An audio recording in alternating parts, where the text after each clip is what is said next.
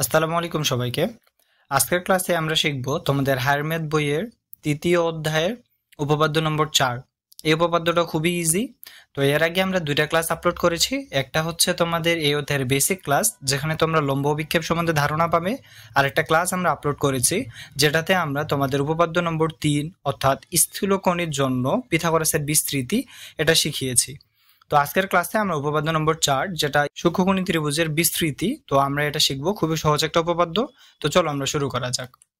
দেখো কি বলে উপপাদ্যটা, যে কোনো ত্রিভুজের যদি একটা সূক্ষ্মকোণ এর বিপরীত বাহুর উপর আমরা যদি বর্গক্ষেত্র অঙ্কন করি, তো প্রিভিয়াস ক্লাস থেকে আমরা বলছি বর্গক্ষেত্র বলতে আমরা বীজগাণিতিক স্কোয়ার বুঝবো।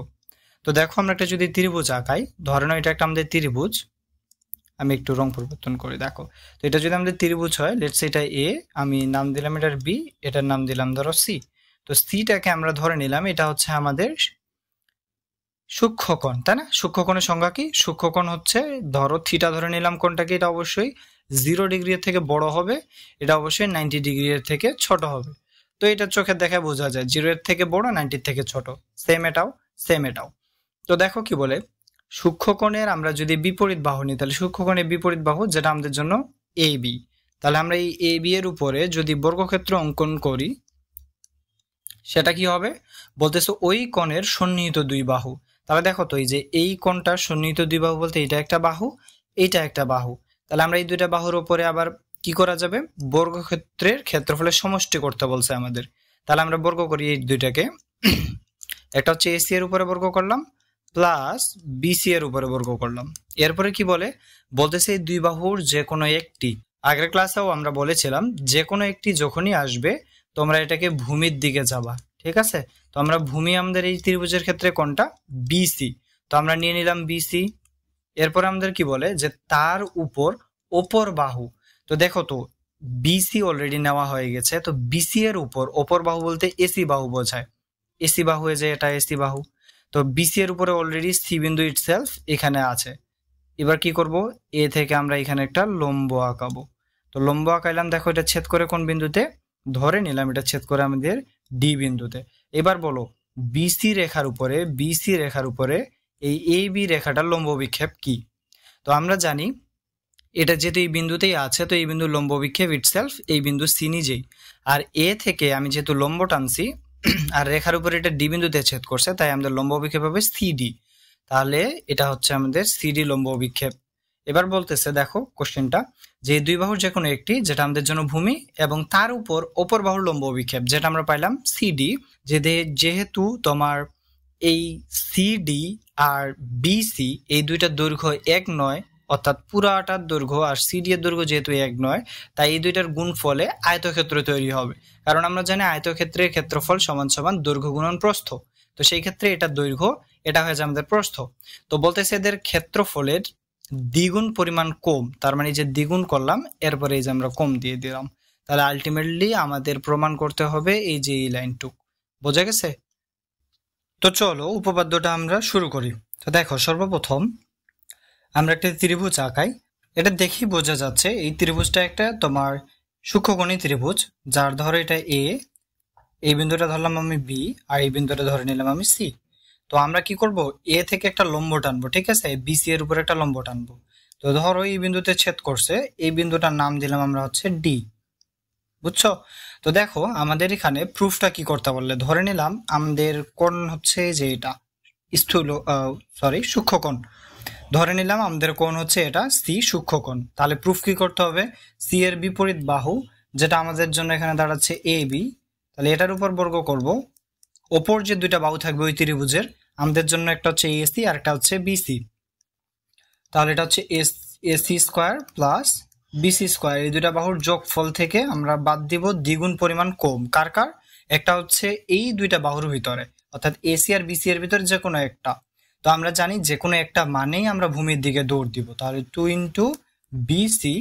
আর বলতেছে একটা জিনিস, যে এই বিসি এর উপরে ওপর বাহু মানে এসি এর লম্ব অভিক্ষেপ। তাহলে আমরা একটু দেখি, ক্লিয়ার হয়ে নেই। তো বিসি বাহু, অবশ্যই বিসি একটা তোল, আমাদের জন্য বিসি একটা তোল। আমি একটু কালার চেঞ্জ করে নিই, দাঁড়াও। দেখো, তো এটা হচ্ছে আমাদের বিসি একটা তোল। এই বিসি বাহুতেই সি বিন্দু অবস্থান করতেছে, তার মানে এই বিন্দুর লম্ব অভিক্ষেপ সি ইটসেলফ। এ থেকে একটা লম্ব টানছি না আমরা ডি, যেটাতে ছেদ করছে ডি বিন্দু, তাহলে অবশ্যই আমাদের লম্ব অভিক্ষেপ হবে সিডি। এটাই আমাদেরকে প্রুফ করতে বলছে, বুঝতে পারছো? তো দেখো আমরা কিভাবে এটা প্রুফ করব। সর্বপ্রথম চলে যাই আমরা প্রমাণে। আবার ওই যে তোমরা যদি আগের উপপাদ্যটা করে থাকো তাহলে এটা তোমাদের জন্য ইজি। আমরা ছোট ত্রিভুজ নিয়ে প্রথমে কাজ করব। এইদিকে যে ত্রিভুজটা উৎপন্ন হয়েছে, তো দেখো আমাদের জন্য এই ত্রিভুজটা কোনটা, এটার নাম হচ্ছে ধরো এ দেওয়া আছে, এটা আমাদের ডি, আর এটা হচ্ছে তোমার বি। তো এই ত্রিভুজের ক্ষেত্রে যদি আমরা পিথাগোরাসের সূত্র অ্যাপ্লাই করি তাহলে দেখো কি হয়, আমরা দেখতে পাবো যে ত্রিভুজ ধরো লিখি একটু, হ্যাঁ, A B D A, Pythagoras অনুসারে কি হবে, A B square is equal to A D square plus B আর ডি এর উপরে স্কোয়ার, এটাকে তুমি 1 নাম্বার দিয়ে দিবা। এরপরে তুমি বড় ত্রিভুজটা নাও, যেটাই যে এদিকে উৎপন্ন হয়েছে, দেখো দেখি যে এই ত্রিভুজটা। তো আমরা নিলাম ত্রিভুজ, আঁকে দেখাচ্ছি তোমাদের, দাঁড়াও। এটা হচ্ছে তোমার এ সি ডি এ। তো আমরা একটু আঁকাই নিই, তাহলে আমাদের জন্য আরো সুবিধা হবে। এটা এই দিকে উৎপন্ন হয়েছে, হ্যাঁ, এই যে সি ডি এ, এটা একটা আমাদের এ, এটা ডি, এটা হচ্ছে তোমার সি। তাহলে আমরা যদি এখানে অ্যাপ্লাই করি তো কি দাঁড়াচ্ছে, A C square is equal to C থেকে ডি স্কোয়ার প্লাস এ থেকে ডি স্কোয়ার।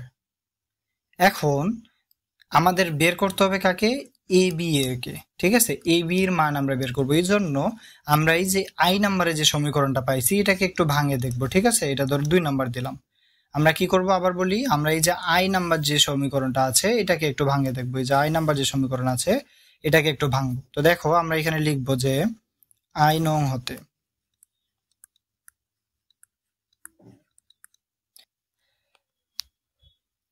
আচ্ছা এবার দেখো দুইটা সমীকরণ আমরা পেয়েছি, আমাদের বের করতে হবে এ বি এর মান, বুঝতে পারছি? আমাদের বের করতে হবে এ বি এর মান। তো এই এ বি যে সমীকরণে আছে, অর্থাৎ দেখো এ বি আছে আমাদের 1 নম্বর সমীকরণে, তো এই সমীকরণকে আমরা একটু ভাঙাচোরা করব। এডি এর ভিতরে কোনো ইন্টারনাল পয়েন্ট আছে? ইন্টারনাল পয়েন্ট বলতে বোঝাচ্ছি ডিভাইড করছে বা ভাগ করে দিচ্ছে এরকম কোনো পয়েন্ট নাই, তার মানে এডিকে ভাঙানো যাবে না। আমরা কি করবো, এই যে বিডি যে অংশটুকু আছে না, এই যে বি থেকে ডি এর দিকে যে অংশটা, এই বিডি বাবাজিকে আমরা একটু ভাঙাই নিব, ঠিক আছে? দেখো এটা একটা তোমাদের সরলরেখা দিয়ে বুঝা দিই, তাহলে তোমরা আরো ক্লিয়ার হবা। একটু কালার চেঞ্জ করে নিই, তাহলে তোমাদের এটা আরো মাথায় থাকবে। কেমন, দেখো এইরকম একটা বাহু দেওয়া আছে, ধরো এটা আমরা ধরে নিলাম, এটা আমার এ, এটা ধরো বি, ঠিক আছে? মাঝখানে ধরো এটা একটা বিন্দু নিয়ে নিলাম সি। তো আমাদের ত্রিভুজের বাহু পুরোটা দেওয়া আছে, কেমন? আমি বললাম তোমার এই পুরাটার দৈর্ঘ্য দেওয়া আছে 10, ওকে, আর এ থেকে সি এর দৈর্ঘ্য ধরো দেওয়া আছে 3, বা ধরো এটা দেওয়া আছে 7, তাহলে এই যে বাকি অংশটুকুর দৈর্ঘ্য কত হবে? স্বভাবত বলবো তোমরা 3। কিভাবে পাইছি, আমরা টোটালটা থেকে এই অংশটা বাদ দিয়ে আমরা হচ্ছে এই যে এইটুকের দৈর্ঘ্যটা পাইছি। তো একই ভাবে তোমরা বের করবা বিডি, আমরা এখানে কি পাবো, বিডি সমান সমান আমরা পাবো যে বিসি, অর্থাৎ পুরা বাহুটা থেকে আমাদের আসবে সিডি বাদ চলে যাবে। ক্লিয়ার হয়েছি? এই যে এই রাশিটা আমরা বসাবো এবার 1 নম্বরে, ওকে? এই যে এই রাশিটা আমরা এবার বসাবো 1 নম্বরে। তো আমরা যাই কাজটা করে, দেখো আমাদের এই 1 নাম্বারটা নিয়ে যাই এদিকে।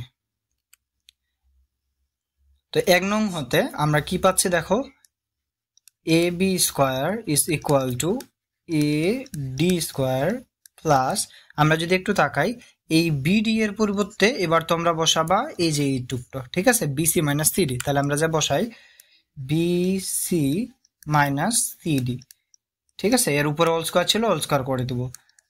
দেখো এটা তোমরা বীজগাণিতিক সূত্রে শিখে আসছো, এ মাইনাস বি হোল স্কোয়ার, যেটা সূত্র হচ্ছে আমরা জানি এ square minus 2 A B plus B square.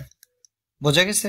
এবার আমরা একটু সাজায় লিখে দেখো দেখি, বি সি স্কোয়ারকে সামনে লিখলাম প্লাস এডি স্কোয়ার প্লাস সিডি স্কোয়ার, এই দুটোকে একটু একসাথে লিখলাম। আচ্ছা আমি এখানে ব্র্যাকেট দিচ্ছি, তোমরা চাইলেও দিতে পারো, না চাইলে নাই, এটাকে পিছনে লিখে ফেললাম, ঠিক আছে? BC CD. তো তোমরা একটু একটু 2 নম্বর সমীকরণের দিকে একটু তোমরা মনে করার চেষ্টা করে দেখি আমাদের 2 নম্বর সমীকরণ কি ছিল। 2 নম্বরটার দিকে দেখো, দেখো আমরা এসি এর পরিবর্তে কাকে পাইছি, একটা পাইছি সিডি আর একটা পাইছি এডি। তাহলে দেখো তো এই যে সিডি আর এডি এর পরিবর্তে কাকে লিখতে পারবো, আমরা এসি লিখতে পারবো না। তাহলে আলটিমেট দাঁড়ায় কি আমাদের বিসি স্কোয়ার, আর এই দুইটার পরিবর্তে আমাদের আসবে এখানে AC square minus 2bc dot CD. তো এটাই আমাদের প্রুফ করতে বলছে, বা আমরা এটা প্রুফ করব, ফার্স্টেই শিখে আসছি। আজকের ক্লাসটা এই পর্যন্তই। আশা করি তোমাদের ভালো লাগবে আর সহজে তোমরা বুঝে যাবা। যদি তারপরেও কোনো কোশ্চেন থাকে তোমরা অবশ্যই কমেন্ট করে জানাবা, চেষ্টা করবো এটা রিপ্লাই দেওয়ার। সাথে সাথে তোমরা চ্যানেলটা সাবস্ক্রাইব করে রাখবা। আমরা নিত্য নতুন এরকম ম্যাথমেটিক্যাল কিছু সমস্যা নিয়ে বা সমস্যার সমাধান নিয়ে তোমাদের সামনে হাজির হব। আসসালামু আলাইকুম, সবাই ভালো থাকবা।